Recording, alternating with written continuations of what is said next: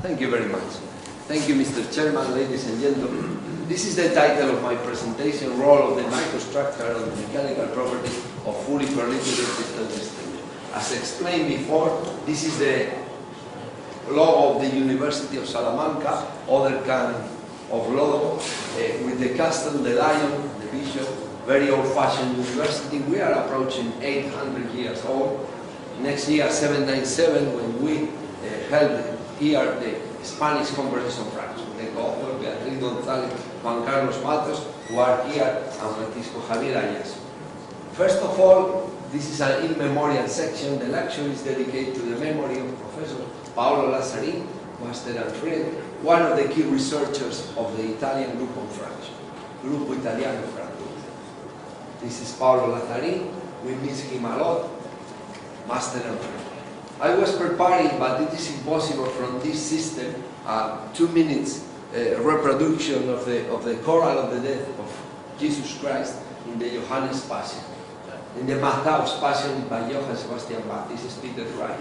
An absolutely impressive choral reproducing very slow approach by Peter Wright orchestra. It's absolutely impressive. Then let's go to the science, introduction, experimental procedure, experimental results, and conclusion. Let's go to the introduction. This paper studies the role of microstructure of pearlitic steels on their conventional mechanical properties obtained by means of standard tensile test. Furthermore, an analysis of the different micromechanisms involved in tensile fracture of the steels is carried out. The experimental procedure, we analyze steel with eutectoid composition, roughly speaking 0.8% of carbon, some magnesium, silicon, phosphorus, chromium, and vanadium.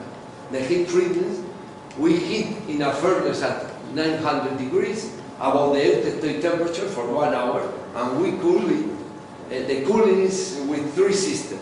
Green color outside the furnace, air cooling, AC, in a partially open furnace, POF, and in a fully closed furnace, FCF. The metallographic preparation of small samples of steel by mounting, grinding and polishing up to a mirror finish, attack with Nital 4%, and microstructural analysis by metallographic microscopy and scanning electron microscopy. We perform standard tensile test, standard tension test, the procedure with cylindrical samples of 11 mm diameters and 300 mm length, with a crosshead speed of 2 mm per minute, an extensometer of 50 mm gauge length, and the fracture surface was observed by scanning electron microscopy. We prepare a longitudinal section of the fracture surface by metallographic preparation attacked with Nital 4% and observed by scanning electron microscopy.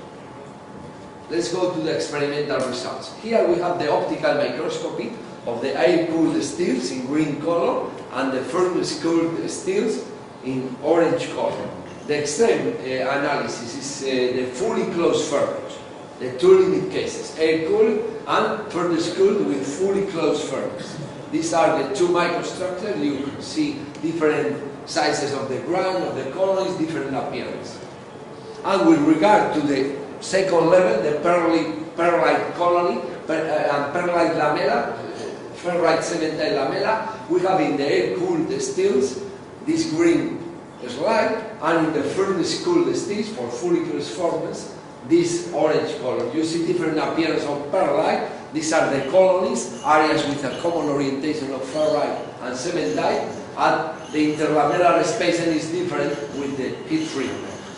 Here we missed, it's a pity, but here the pearlite colony should appear with DC. This is the size of the pearlite colony size, and the pearlite interlamellar spacing S0. For different kind of steel, different heat treatment, we have different metallographic analysis. AC, air-cooled, we have 12 micrometers of pearlite colony. It increases of 15 to partially open furnace, and increases even more to 90 for the fully closed furnace. With regard to the pearlite interlamellar spacing, S0 in micrometers, from the green color 0.16 for the air-cooled, and it increases when the furnace, in partially open furnace, we have 0.23, and for fully closed furnace, we have 0.26. Thus, decreasing the cooling rate or increasing the cooling time increases the interlamellar spacing and the size of the pearlite colony. Then we see here increasing the cooling time increases both the pearlite colony size and the interlamellar spacing also increases with the increase of time, cooling time, or decreasing the cooling rate. Here we have the results of the standard tensile test with the same code of colors: AC, air-cooled, in green color with the highest yield strength and the highest ultimate tensile stress, and the partially open furnace, intermediate case, with lower strength, and for the fully closed furnace with the higher interlamellar spacing, the lower strength. Then, with regard to stress-strain curves, we have a linear elastic region with the same slope. It was expected. The youngest model cannot be affected by this variable for all the curves. A small plateau, at least in the green, the yielding area, whose size increases with the cooling rate, elastoplastic region, and quasi-parallel curve for the steels analyzed in this paper, and decrease of the strength as the furnace at the time, cooling time increases. Here we have the summary of mechanical properties. The steel for the air-cooled in green color. We have similar Young's modulus. I am not going to analyze this. And we obtain a decrease of yield strength with the treatment. Partially open furnace decreases, and for the fully closed furnace decreases even more. The same happens, they are related properties with the ultimate tensile strength, the two strengths. It decreases also with this heat treatment, and with regard to the strain and failure, it increases the opposite trend, and the reduction in area decreases with this treatment. Then, with the increase of the cooling rate, sigma yield and sigma R, the yield strength and the ultimate tensile stress, and the reduction in area increase, but the strain and maximum load, the strain of fracture, decreases. Here with this increase of cooling rate, an increase of yield strength, the decrease of cooling time, the opposite as in the previous slide, and these three variables increase with the cooling rate, but on the other hand, the maximum strain and failure decreases with the cooling rate. Here we have the fracture surfaces for the three cases: AC, air-cooled steel, in green color, partially open furnace in brown color, and fully closed furnace in orange color. These two with furnace and the green in air. In the air-cooled steel, AC, fracture is by necking. Here you can observe the necking. In the profile it is clear, not a big necking, loss of area. Here you have the necking profile. And cap and cone. Here you can see the cap and the cone.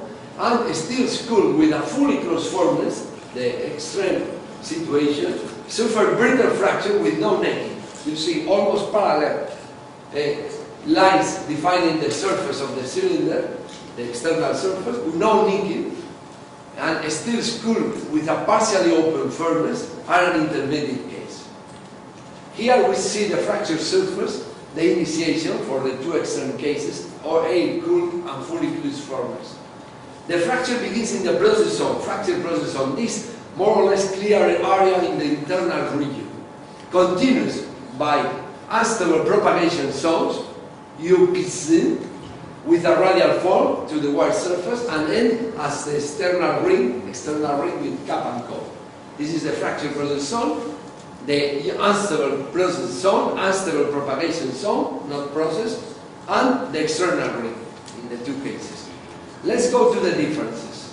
In the air-cooled steel, the fracture process zone shows the presence of microvoids with the small regions where pearlite lamella, here more or less, are observed. You can observe some evidence of pearlite lamella. In a steel spool with a fully closed furnace, in orange color, regions formed by pearlite lamella are more extensive. Here you can see, not very easily, but you can see these areas. In this case are not so frequent, in this case are predominant, with some trace evidence of pearlite lamella. Here you can see even more, with high magnification, these are evidences interlamellar spacing. It depends on the angle, but these are the ferrite cementite lamella. With regard to the unstable propagation zones in the air-cooled, green color, and the fully closed furnace, in orange, in the unstable propagation zone, the fractography has cleavage facets. You see a lot here, marking the local propagation direction with the river patterns, locally convergent and globally divergent, and microvolt regions among them. For air-cooled steel, the cleavage facet and the microvolt regions are smaller than for steel cooled with fully closed furnace, that you here can see a bigger cleavage facet. In the no necking, unstable, purely unstable propagation. Then the Miller-Smith mechanism could apply. The fracture is determined by processes in the pearlite colony with the lamella being parallel to the tensile axis. According to the Miller-Smith mechanism, in this phenomenon, the slip band in the ferrite, the softer and tougher part, produce micro-cracking in the cementite, more brittle cementite plate, followed by tearing in the ferrite lamella. This mechanism of shear banding in ferrite, in pearlite. With regard to the fractometallographs in the air-cooled steel, to see the crack path and to see the metallography, in colonies with lamella of thin thickness, air-cooled steels, they see microcrack with uneven appearance, these microcracks you see, very ugly. With regard to the crack opening and shorter in length than the colony size are observed. These uneven microcracks, with regard to the crack opening, are distributed in random manner. And here in furnace cooled steels, FCF, in the colonies with greater laminar thickness, steel cooled with fully closed furnace, the inclined cracking is generally of greater length. Here you see these inclined cracks. I don't know if they could be called micro cracks, even across the complete colony, and looks more uniform. You see a more uniform distribution of, we could say, micro cracks. Then let's go to the conclusion. The mechanical properties of the steel, yield stress and tensile strength, are improved with the increase of the cooling rate during thermal treatment. Increase the cooling rate lowers the strain at maximum low, uniform elongation, and increases the reduction in area, non-uniform elongation with necking. Macroscopically, the fracture surface under simple tension present a more ductile appearance with more plastic strain as the cooling rate increases. The fractography of the fracture process zone, associated with fracture initiation, consists of two micromechanisms of fracture, zone of microvolt coalescence, an area in which the pearlite lamella are observed. As the cooling time increases in the process zone, the area in which the pearlite lamella are observed increases, while the zone of microvolt coalescence decreases, more brittle behavior. And I think that's all. Again, the logo partially appearing on the University of Salamanca. Thank you very much for your kind attention.